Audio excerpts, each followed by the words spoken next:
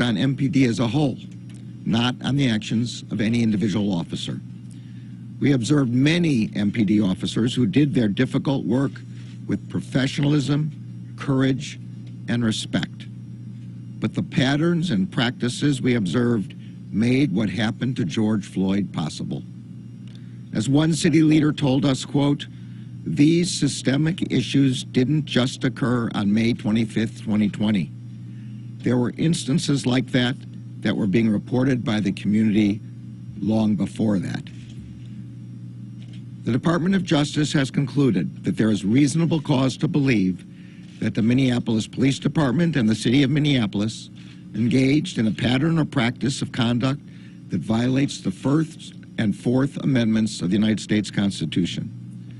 There is also reasonable cause to believe that they engage in conduct that violates Title VI of the Civil Rights Act of 1964, the Safe Streets Act, and the Americans with Disabilities Act.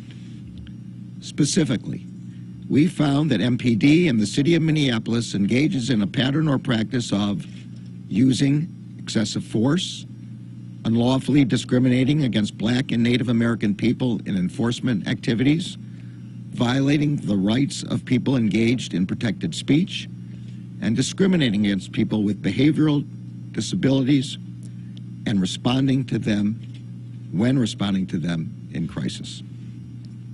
I will discuss each finding in somewhat greater detail. First, we found that the Minneapolis Police Department routinely uses excessive force, often when no force is necessary, including unjust, deadly force and unreasonable use of tasers. MPD officers discharge firearms at people without assessing whether the person presents any threat, let alone a threat that would justify deadly force. For example, in 2017, an MPD officer shot and killed an unarmed woman who he said had, quote, spooked him when she approached his squad car. The woman had called 911 to report a possible sexual assault in a nearby alley. We also found that MPD officers routinely disregard the safety of people in their custody. Our review found numerous incidents in which MPD officers responded to a person's statement that they could not breathe with the version of, "You can breathe, you're talking right now." We also found that MPD officers failed to intervene to prevent unreasonable use of force by other officers. Indeed, as outlined in our report, years before he killed George Floyd, Derek Chauvin used excessive force on other occasions in which multiple MPD officers stood by and did not stop him. Second, we found that MPD unlawfully discriminates against Black and Native American people in its enforcement activities, including the use of force following stops. Based on our review of the data, MPD officers stop, search, and then use force against people who are Black and Native American at disproportionate rates. The data showed, for example, that MPD stopped Black and Native American people nearly 6 times more often than white people in situations that did not result in arrest or citation, given their shares of the population. We found several incidents in which MPD officers were not held accountable for racist conduct until there was a public outcry. For example, after MPD officers stopped a car carrying 4 Somali American teens, one officer told the teens, quote, "Do you remember what happened in Black Hawk Down when we killed a bunch of your folk? I'm proud of that. We didn't finish the job over there. If we had, you guys wouldn't be over here right now."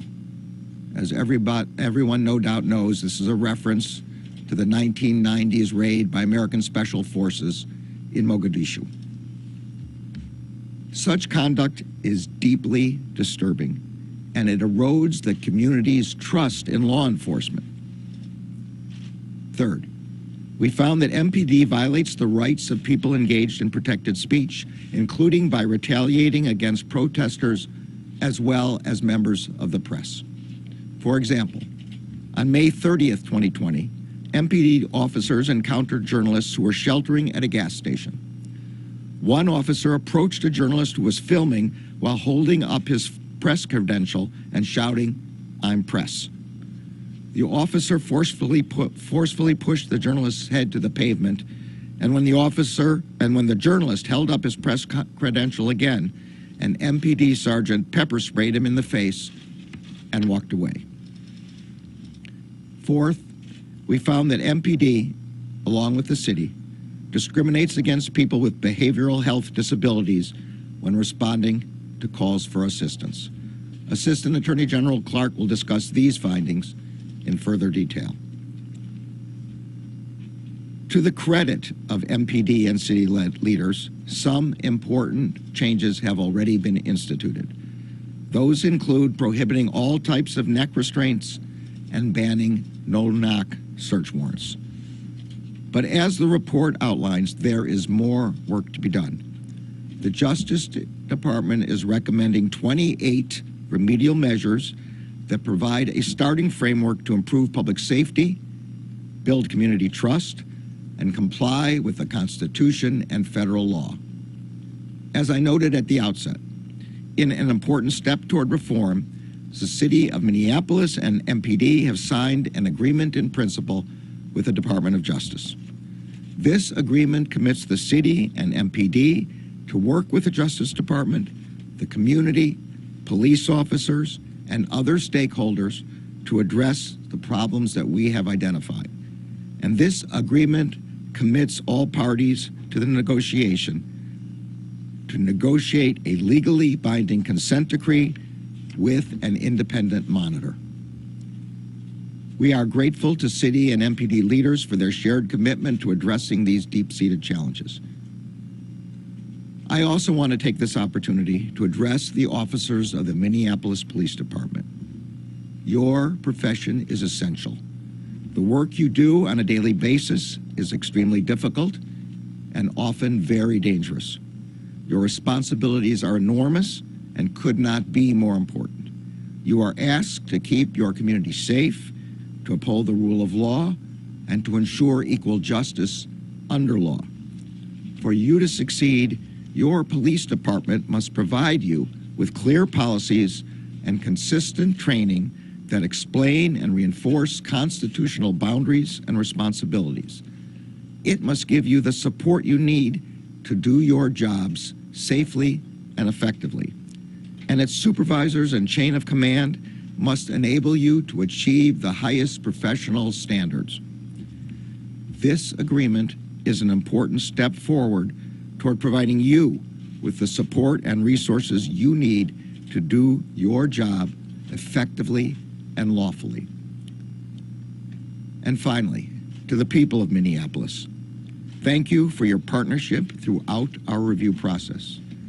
During the investigation, the Justice Department met with many community members, including people who had had encounters with police, religious leaders, advocates, and many others who want a police department that serves them better.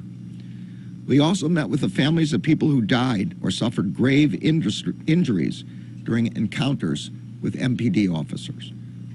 Thank you for sharing your experiences with us. We could not have completed this investigation without your contributions. Please continue to engage in these issues in the months ahead. Your involvement is critical to our success.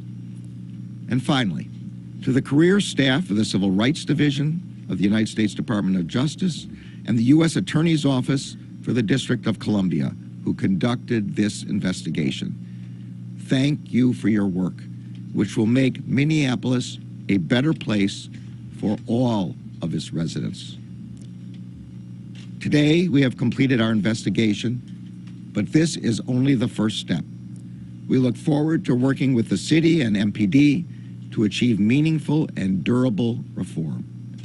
I am now pleased to turn this over to Associate Attorney General Vanita Gupta. Thank you, Attorney General Garland. I want to thank the city and MPD for their cooperation with our investigation. And I want to express my sincere gratitude to the many, many community members who shared their experiences with us during the investigation. We opened this investigation following the tragic murder of George Floyd 3 years ago. And what we found is a pattern or practice of unlawful conduct that has compromised MPD's ability to serve and protect the people of Minneapolis. The findings laid out in today's report are troubling. I know this community is still hurting, and in today's announcement may also open up old wounds. There is nothing that I can say today that will undo the wrongs of the past. But I can tell you the Justice Department is committed to working with Minneapolis on a path forward to constitutional policing and stronger police community trust. I want to acknowledge that the city and MPD have made some important changes already. They didn't wait for this report to start the reform process. I'm also pleased that the Justice Department and the city have reached an agreement in principle in which we commit to negotiate a court-enforceable, independently monitored consent decree to be filed in federal court. Through this agreement, the city and MPD have shown their commitment to moving expeditiously on reforms aimed at remedying the problems that we've identified, and I commend them for taking this step. The consent decree will provide a pathway to lasting change in Minneapolis. In negotiating and developing the decree, we will seek input from community members, police officers, and city employees. The consent decree will require a transparent reform process, so all of you can see evidence of change and evaluate progress for yourselves. Through decades of experience, we have learned, and I have seen firsthand, that consent decrees can lead to real and lasting change. Most recently, our approach has led to significant improvements in Seattle, Albuquerque, and Baltimore, including notable declines in use of force. But consent decrees are not the only tool to achieve constitutional policing. The department also supports communities and law enforcement agencies through grant programs and technical assistance. For example, we fund public safety and behavioral health partnerships aimed at reducing justice system involvement and diverting individuals with mental health or substance use disorders to treatment.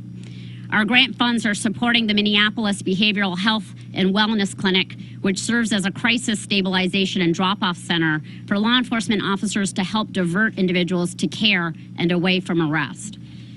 Before I close, I want to address the city settlement agreement with the Minnesota Department of Human Rights. The Justice Department's investigation is separate and independent from the MDHR investigation. MDHR investigated whether the city and MPD engaged in systemic discriminatory practices in violation of state law. In our investigation, we identified racial discrimination in violations of federal law.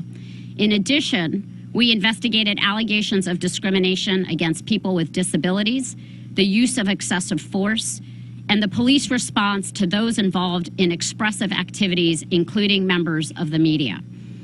As I said earlier, we expect that we will negotiate a federal consent decree enforceable in federal court. MDHR's court enforceable agreement with the city has been filed in state court. We commit to working collaboratively with MDHR and the city with the shared goal of creating meaningful and sustainable reform for the people of Minneapolis. To the men and women of MPD, we recognize the challenges you face, the difficulties of your job here and across the country. We know that police officers risk their lives every day in the line of duty, and we know that the city and your command staff owe you the support and clear policies and training. And we know that you need the public's trust to do your jobs effectively and keep your community safe. To the people of Minneapolis, police reform does not happen overnight, and it does not happen without you. It will take time, focused effort, and sustained commitment. In the months ahead, we will need this entire community to help us craft solutions that will result in real and lasting change here in Minneapolis. Together, we can build a Minneapolis that protects the rights, safety, and dignity of all.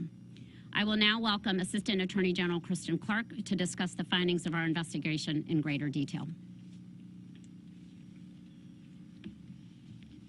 Good morning. My name is Kristen Clark. I'm the Assistant Attorney General for the Civil Rights Division at the U.S. Department of Justice. At the heart of many of the protests that unfolded in this city and across the nation was a call for constitutional, fair, and non-discriminatory policing and respect for people's civil rights. Today, we're here to take an important step toward answering that call and committing to the task of building out a core feature of American democracy, an effective, accountable police department that ensures respect for constitutional rights, garners public trust, and keeps people safe.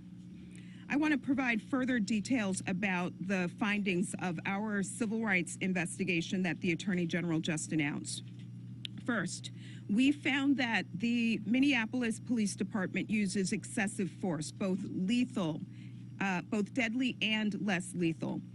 We reviewed MPD's 19 police shootings and one in-custody death from January 1st of 2016 to August 16th of 2022. Many of these incidents were unconstitutional uses of deadly force.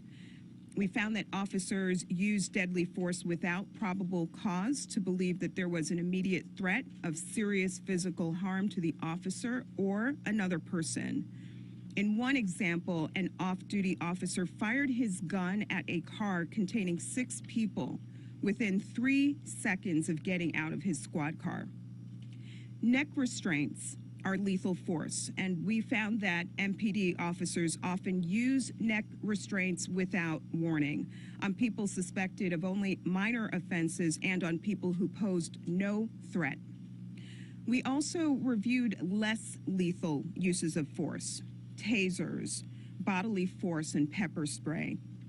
MPD officers' use of tasers often is inconsistent with MPD's own policy and occurs without warning. For example, officers sometimes use multiple successive taser applications without reassessing the need for further activations, which can be dangerous. They also use tasers for minor offenses on kids and on people known to have behavioral health issues. We found that MPD unconstitutionally uses bodily force and pepper spray against people who have committed minor offenses or no offense at all. In addition, we saw repeated instances of excessive force against kids without appropriate attempts to de-escalate the situation. In one instance, an MPD officer wearing street clothes drew his gun and pinned a teenager to the hood of a car for allegedly taking a $5 burrito without paying. In addition, we found instances where MPD officers did not adequately ensure the safety of people in their custody.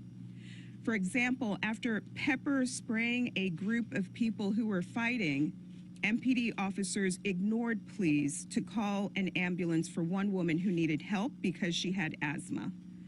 Disregarding the medical distress of a person who is in custody or after a use of force is unlawful. And often officers who could have intervened to stop the use of excessive force by their colleagues did not do so. This violates the Constitution. Our second finding is that the Minneapolis Police Department unlawfully discriminates against Black people in its enforcement activities. This is a first-time finding for us, that the police department also discriminates against Native American people in its enforcement activities. With our statistical experts, we reviewed over 5 years of MPD data from November 1st of 2016 to August 9th of 2022 on roughly 187,000 traffic and pedestrian stops. We also conducted interviews and ride-alongs, and we reviewed other documents and information that the city provided. As part of this systemic discrimination, we found that MPD disproportionately stops Black people and Native American people. During stops involving Black and Native American people, MPD performs searches more frequently than during stops involving white people, even when they behave in similar ways. MPD also uses force during stops involving Black and Native American people more frequently than they do during stops involving white people, even when they behave in similar ways. This, too, is another first. This is the first time that we have made a finding that the police department unlawfully discriminates by using force after stops against Black and Native American people. Starting in late May 2020, when George Floyd was killed, MPD officers suddenly ceased reporting race and gender in many stops, despite MPD policy requiring them to collect this data. We estimate that the percentage of daily stops with known race data recorded dropped over 35 percentage points during this period. Still, our analyses of the reported racial data from May 25th of 2020 to August 9th of 2022 showed significant racial disparities in searches and use of force. Working with our statistical experts, we did not find that there was a legitimate, non-discriminatory reason for such different treatment for Black and Native American people during stops or the other enforcement activities that we examined. We also found that the MPD violates people's First Amendment rights by retaliating with force against people engaged in protest and engaged in demonstrations. We saw officers push and pepper spray protesters who posed no threat.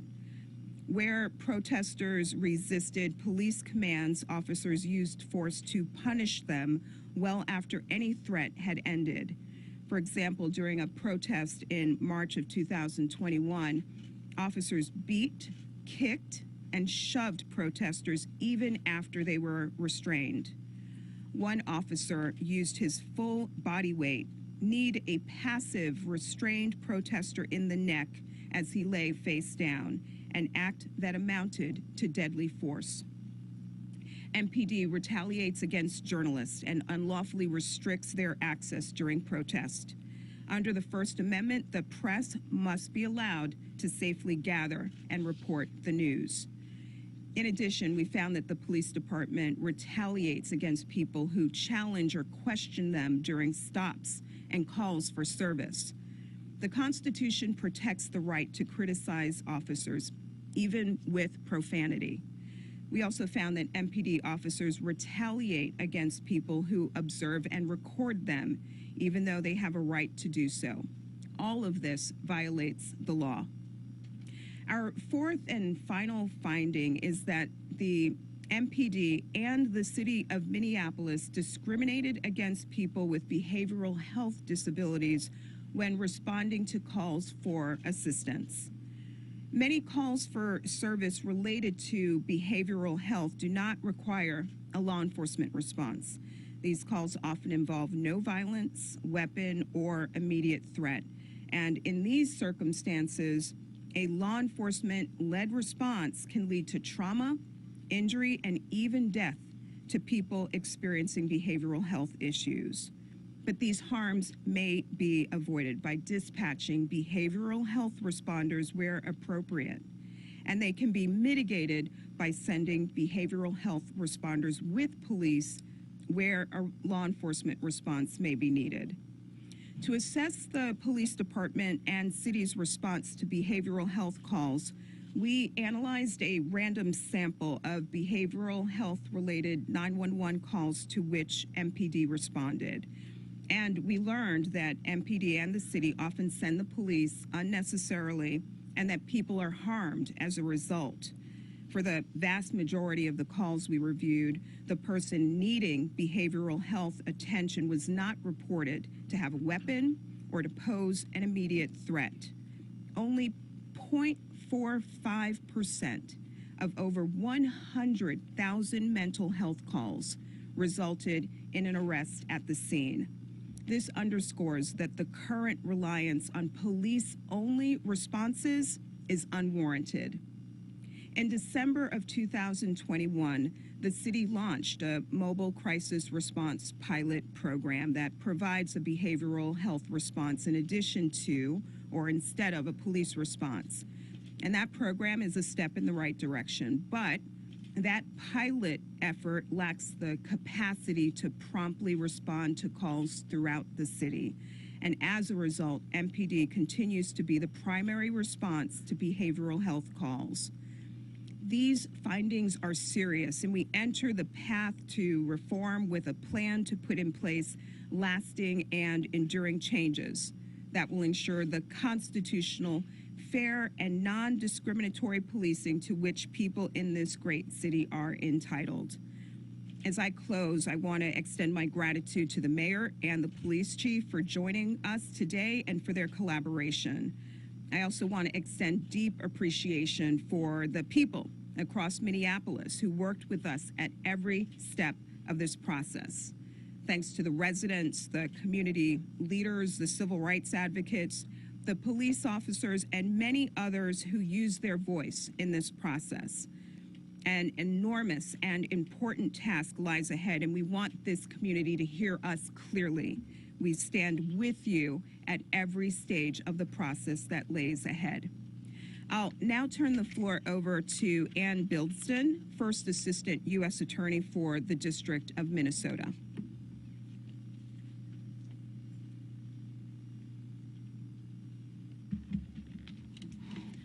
Good morning. Thank you, Assistant Attorney General Clerk. My name is Ann Bildston, and I'm the First Assistant U.S. Attorney here at the U.S. Attorney's Office in Minneapolis. I am honored to stand here today with our department leadership. Their presence in our city reflects the deep importance of this matter to the department, both now and in the future. And I'm thankful for their strong leadership. While the world watched the tragic events in Minneapolis, those events devastated our community. In Minneapolis, we reached a tipping point long in the making and born of a flawed system, but also irrefutable. And now, on this day, we are at a turning point, and there is the hope of change through justice. Following a thorough Department of Justice investigation, we have the resolve, the right people at the table, and the legal foundation to make fair and lawful policing a reality for our entire community. Change will not happen in an instant. It will be a progression. But I believe it can and will happen. We have important factors in our favor. First, we have an engaged community.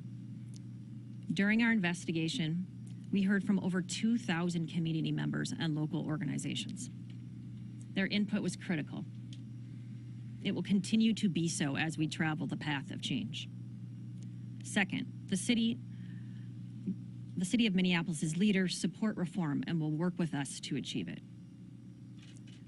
Third, the civil rights laws will enforce change. Specifically, following a period of negotiation with the city and continued community input, a court-enforceable consent decree will underpin this process. I would like to extend this office's thanks to our community. We care deeply about your experiences, concerns, and ideas for change. As this process unfolds, you will continue to have the opportunity for input throughout it. You are key to the success of this endeavor. Thank you to the Department of Justice team that devoted themselves to this investigation, including those from the Civil Division of the U.S. Attorney's Office for the District of Minnesota. Their hard work and commitment is evident in the findings report. We will remain closely involved in this matter as we pursue remedies based on our findings. This office relies on the work of law enforcement, and we value those relationships. But we will act where unconstitutional and illegal policing occurs. Doing so helps ensure that our communities are truly safe and that our police forces are sound and respected. Thank you to the city for its cooperation with our investigation and commitment to change as we move forward. We appreciate our relationships with city leaders and look forward to joining them to bring change to policing in Minneapolis. I would now like to welcome to the podium Minneapolis Mayor Jacob Frey. I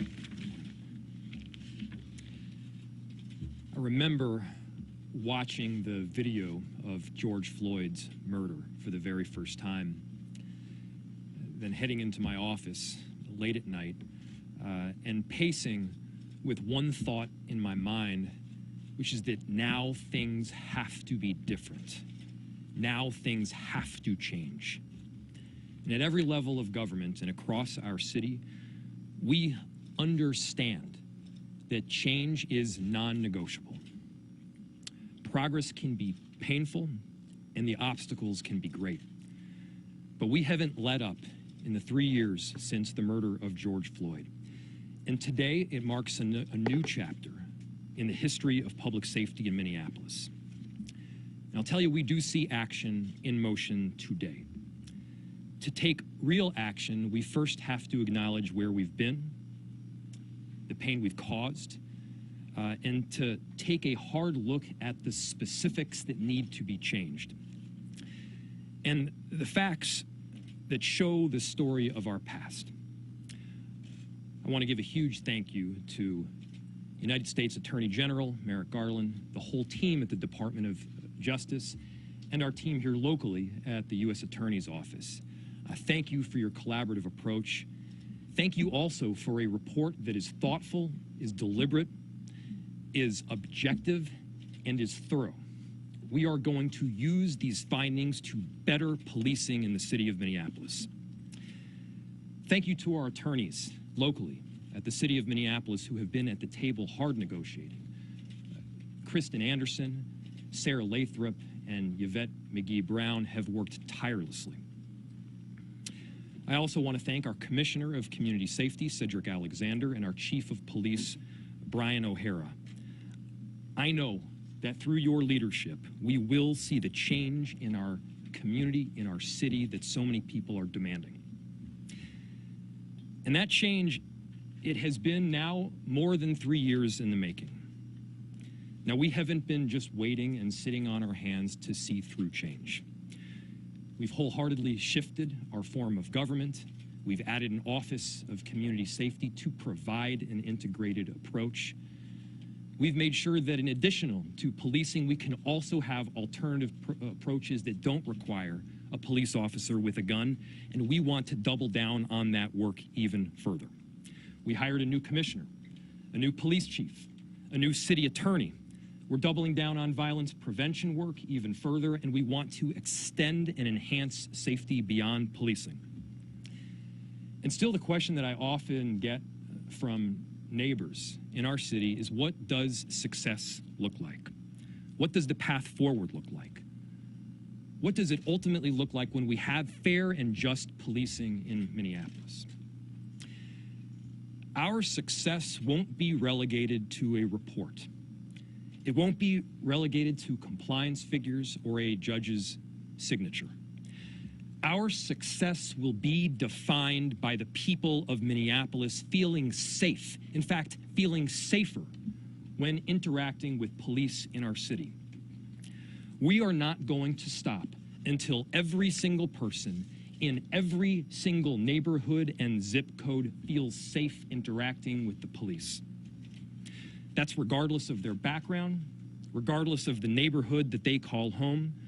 We need them to feel safer in interacting with a police officer, knowing that that officer is guided by commitment to justice. The data and the facts the DOJ has presented in these findings are aligned with what communities of color have been telling us now for many years, in fact, generations. Since May of 2020, we've been facing this reality on a daily basis. And while I do believe that we've made progress, the truth is that we still have a whole lot of work to do. We're leaning into that work. And the truth is that we needed this help. We needed this partnership with the Department of Justice to further embed the policy shifts that we've made. And as I've said before, change, it doesn't just happen on paper. We can pass all the policy we want, but until every single supervisor, every single rank and file officer understands the policy that's in place is trained in on that policy and is held accountable when the expectations and the values that we expect are not met. Until those things happen, we aren't there yet. The success I talked about earlier, that will be fulfilled when we see a true culture shift within the Minneapolis Police Department. I'm committed to this work. Our police department, our chief, is committed to this work. Our city enterprise is committed to this work. From our commissioner to our chief to rank and file, we are ready to give Minneapolis residents reason to believe that change is in fact happening. Change they can see and change that they can feel, not on a piece of paper, but in every single interaction that they have. To the officers who have stuck around, thank you. I know you're committed to this work. I believe you are ready for change too. You're here for the right reasons, to protect and serve our community with respect and dignity. This work happens in partnership. I'm optimistic that over the next several years, and yes, this will take several years, that Minneapolis will be the city that the nation looks to for constitutional and trustworthy policing. And I'm looking forward to partnering with the DOJ in this process. This work is foundational to the very health of our city. We have the power here to effect lasting change, to effect generational change, and we embrace that.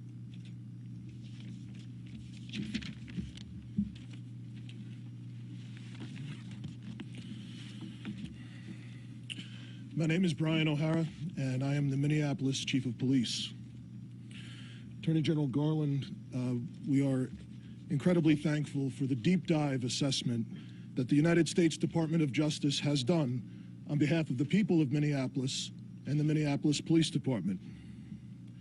We acknowledge the pain, anger, frustration, fear, and sense of vulnerability that many people in our community have endured. I am here today on behalf of the MPD to affirm our commitment to moving forward together. It is our time to lead, to heal, rebuild, and create the kind of police department that every Minneapolis resident deserves.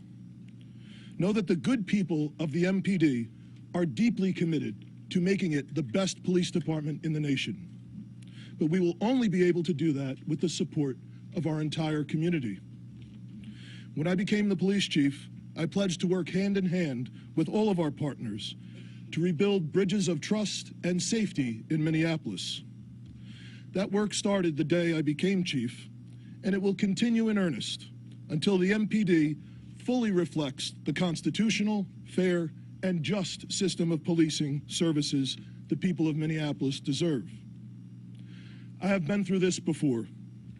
I know what good constitutional policing looks like, and I trust that the experience I have gained from my years in Newark, leading police and earning the trust of many in community through the implementation of reforms under a federal consent decree there, will help ensure that the MPD will be successful at making change real here.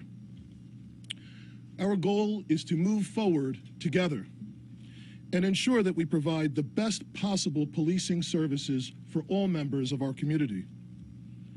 I promise you today that our department will be transparent and will provide an ongoing accounting of our successes as well as our challenges, while at the same time continuing our dedicated efforts to keep all people of Minneapolis safe and secure today and tomorrow. It's a tall order, but one that I strongly believe we can achieve together. We will change the narrative around policing in this city. Out of the darkness and trauma our residents and our police officers have experienced over the last 3 years, we will emerge as a beacon of light for the rest of the world. I have great faith in the resilience of the MPD and in the character of our community. As we move through this process together, we will continue to heal and we will rebuild stronger. At the end of this process, our city will be safer, and the police and all communities of this city will be more united than ever before.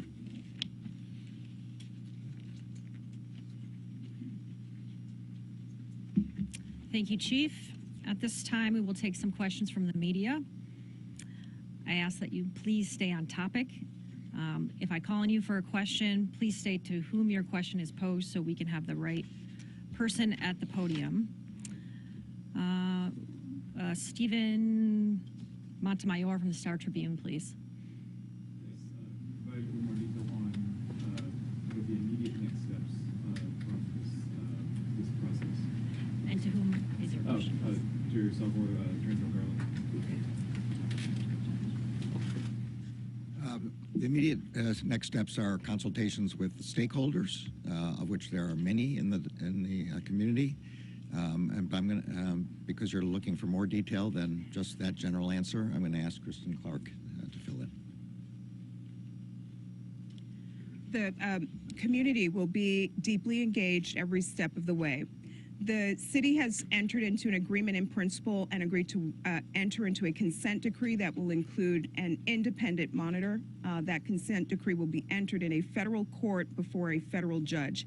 We will take in input from the community, from stakeholders, and from law enforcement in putting together the terms of that consent decree that will include the reforms that we deem necessary to resolve the 4 core findings that are set forth in the Justice Department's findings report.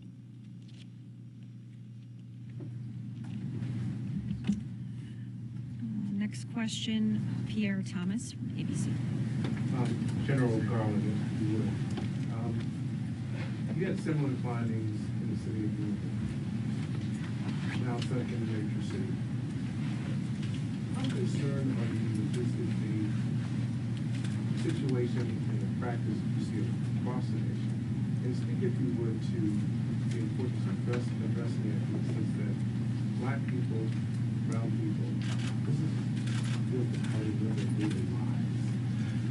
How do you address it? Okay. Every person in the United States must be able to go about their daily lives without concern that they will be affected by unconstitutional policing, particularly unconstitutional force. That's what a democracy is about. People can participate in civic life free of interference from the state as long as they are behaving lawfully. We saw here in Minneapolis, and what we saw in the report is heartbreaking, and I think everybody in Minneapolis realizes that. A core function of the Justice Department and a core priority during my tenure as Attorney General is enforcement of the civil rights laws and of the Constitution.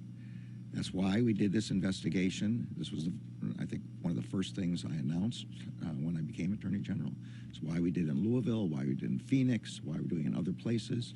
It's why we bring criminal cases where officers commit unconstitutional violations of the law. And it's why, as Associate Attorney General Gupta pointed out, we provide training and funds so that police departments can learn and ensure constitutional policing. This is the job of the Justice Department to do this, and we will continue with unrelentingly and with vigor. Thank you. And Chief, how do you get your officers to look at people of color as citizen person, not suspect? Well, I think the reality is the issues here that we are trying to address are problems not just in policing, but in the justice system as a whole and in larger society as a whole in the United States. And that's a very complicated, complex problem to address. But I look at this not as a list of reforms that have to be done that we're just going to check off one after the other and try and be done with this. This is truly about trying to change culture around policing and trying to really build bridges and trying to ensure that, while we are faced with very real challenges addressing street crime and violence, trying to keep people alive, that as we do so, we have a culture that our officers, intentionally try to earn people's trust in every interaction that they do. So this isn't something that started overnight. This has been building up for decades historically, but it's something I believe very confidently through this process we will be in a situation increasingly where more people will have faith in our police department. Trisha Ahmed from the Associated Press. We'll move to Lou Raguse from Care 11. For any of the DOJ officials, I'm wondering if you could give us as specific as you can on a timeline on how long generally the negotiation takes before the consent decree is signed. Once it is signed, how long does it stay in place, and how do you know when it can be lifted? I can start with a response to that question. We can't give you an exact amount of time that it will take to negotiate the consent decree. It could take a number of months and even up to a year or more, depending on how the negotiations go. We want to do it as efficiently as possible, obviously.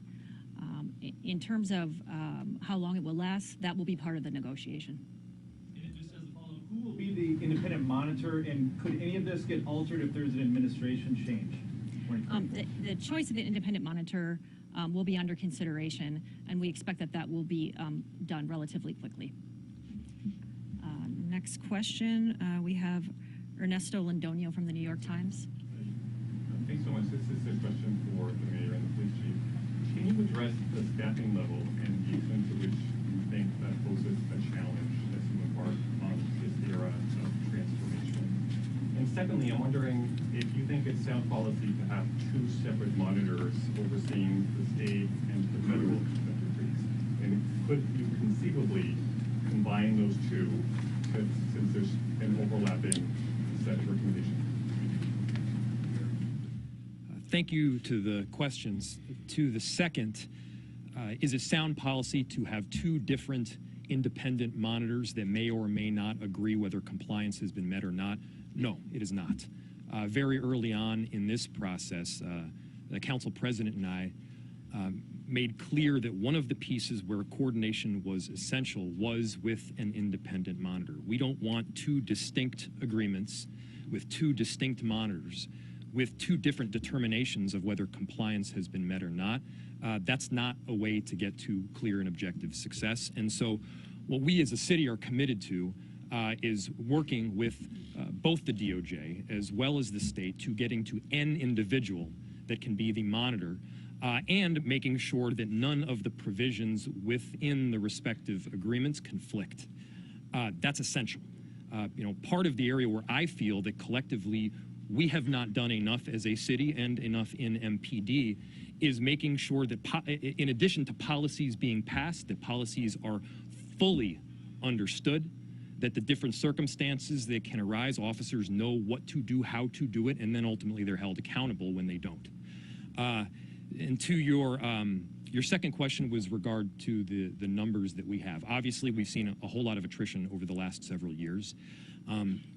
We need police officers to handle some of the most difficult circumstances that exist in our city, and we need constitutional policing. Both of these things are true at the same time. And the work of recruiting right now is ongoing, but the message to would-be recruits is this is an opportunity to be part of the change. This is an opportunity to set a tone and make a difference for the residents of our city and be an example for others to follow. So if you want to be on the cutting edge, if you want to come in at the ground level of doing a ton of work with a whole lot of experts and people who are committed to just constitutional policing, Minneapolis is the place to come. But we are insisting on those values.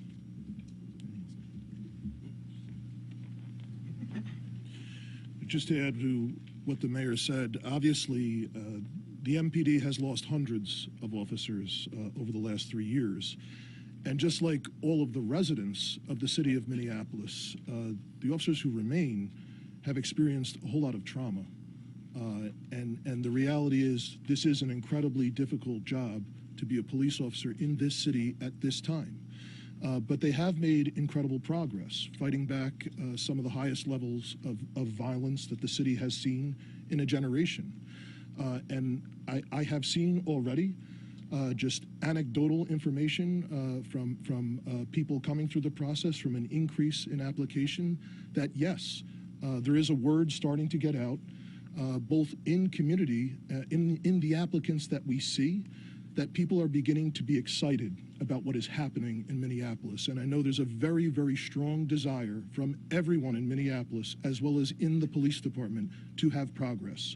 So as the mayor said, we're just trying to tap down on that and get the word out all across the country, but especially to our residents. If you want to be a part of making this better, if you want to be an example for the world how we can get it right, this is the place to come, but it is not an easy job to try and do that. Just very briefly, I want to observe that the United States findings include real and unique concerns under the First Amendment and the Americans with Disabilities Act. These issues sweep beyond the scope of the MDHR report and are issues of federal and constitutional concern that we'll endeavor to resolve through our consent decree. Thank you. This concludes our remarks today. I do want to note that the Justice Department will hold a virtual presentation on the findings tonight at 5 p.m. Members of the public are encouraged to attend and learn more about the findings. We will post the link to this on our social media and website. Thank you all for coming today.